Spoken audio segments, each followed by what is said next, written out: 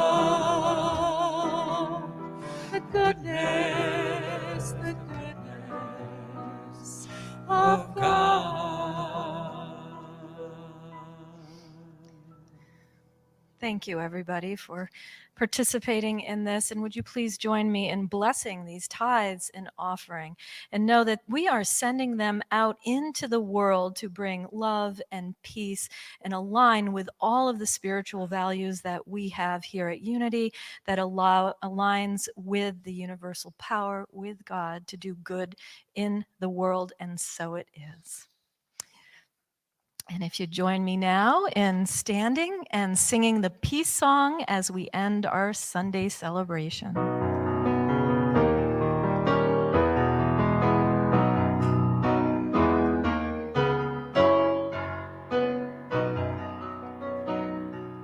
Let there be peace on earth, and let it begin with me. Let there be peace on earth, the peace that was meant to be, with God as the one source, united all are we. Let us walk with each other in perfect harmony. Let peace begin with me. Let this be the moment now. With every step I take, let this be my joyous vow, to take each moment and live each moment in peace eternally. Let there be peace on earth, and let it begin with me.